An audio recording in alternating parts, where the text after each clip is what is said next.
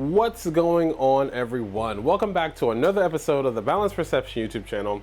And today we're back talking about 3D printer errors, one in particular that I could not solve for about a week or so, and it turned out to be something extremely simple. So hopefully I will show you guys exactly what is wrong with my printers, well, what was wrong with my printers, what it looks like, and how you can avoid this issue.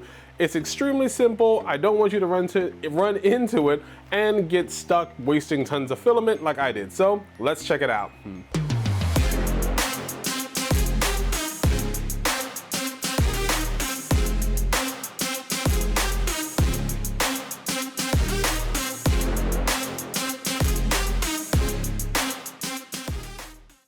Alright guys, so as I said, I had a huge problem with one of my printers, specifically the Ender 3 here.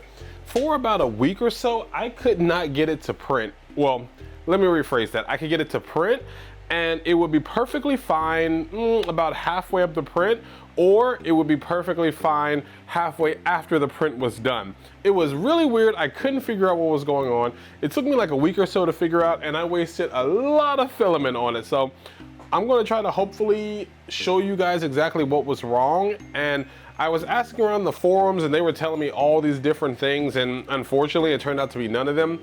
But I'm sure, you know, checking these things and, you know, doing preventative maintenance on it will help prevent it from coming back in the future, or just help prevent it from ever coming up again with some of you guys' printers. So this is what I was trying to print. This right here is the top to the Dream Rod from Kingdom Hearts. It's another item I'm gonna be putting in my store.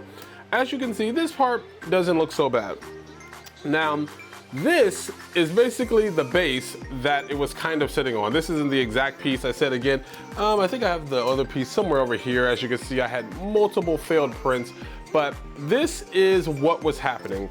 So as you can see, this is what was supposed to be coming out, and this is what I was getting.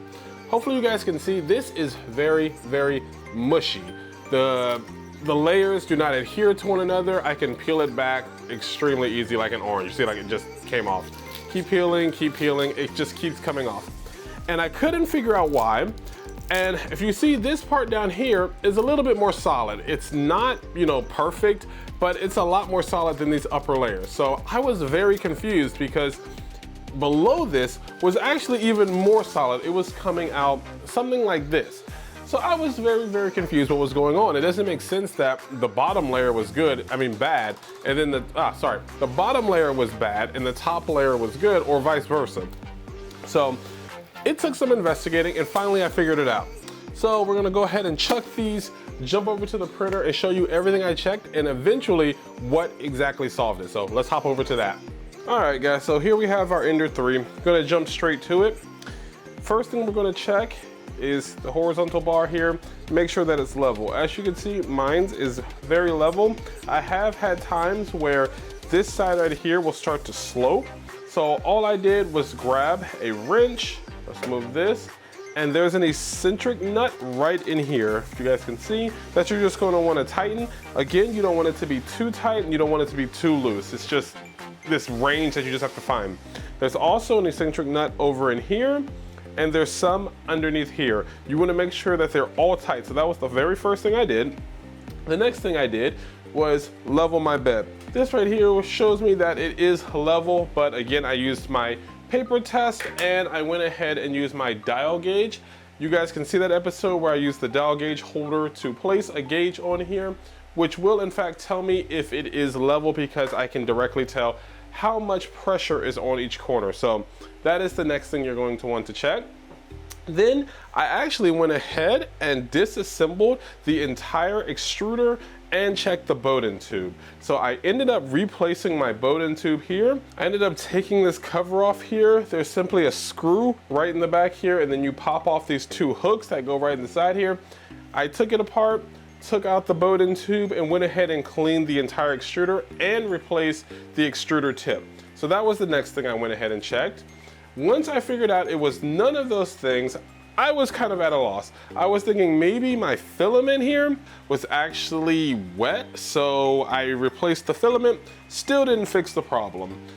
At this point, I was kind of getting very, very frustrated and confused and lost. So finally, on the last day, I was out of ideas, and on the last day, I figured out it was this sucker right here. Again, I have the micro Swiss drive, and if you have one too, you need to make sure that this screw is in fact tight. Mine was very loose, so it was causing the filament to not be gripped. You guys can't see it because, you know, it's hidden by a piece of the ender here, but the red piece right here in the back, the knob was not being able, the gears were not gripping the filament.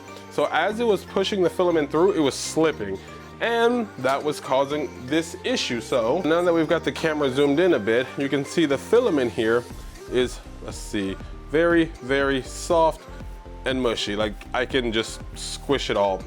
And that's not what it's supposed to be. It's supposed to be extremely solid. And that was causing this issue. The layers were not adhering to each other very well, simply because the filament was skipping. So again, guys, just make sure that you check everything here. Make sure your bed is level. Make sure that your hot end is clean. Make sure that the Bowden tube is not clogged.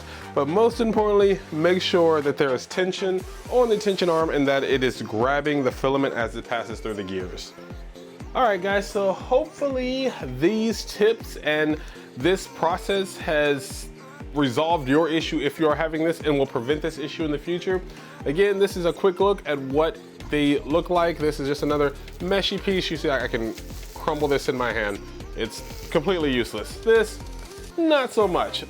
Solid. So if you are getting this problem, again, just go ahead and check your leveling. Make sure that the make sure that the rails are leveled. Make sure that the axis is lubed, it's oiled. Make sure that the bed, of course, is level, because that's always something you want to check. Make sure that the right tension is set on your cables. Make sure that basically everything is fine. But most importantly, make sure that the tension spring is tight on your gears, because that was causing mine ultimately. And again, I figured that out eventually when I was trying to reload filament and I was turning the knob here on the top, and I have the micro Swiss drive, so I was turning it here, and every time I turned it, it was only catching every few times. So that's what ultimately led me to figuring out what it was. If you have this problem, definitely let me know in the comment section. If this has helped you, definitely let me know in the comment section. Look forward to many more videos. I have a ton of products I have been, printing. The printers have been going pretty much non-stop. They're stopped in this video, but literally they just finished about 5 minutes before the video started. So anyways, thank you guys so much for checking out this episode. As always, stay boundless. See you guys. Bye-bye.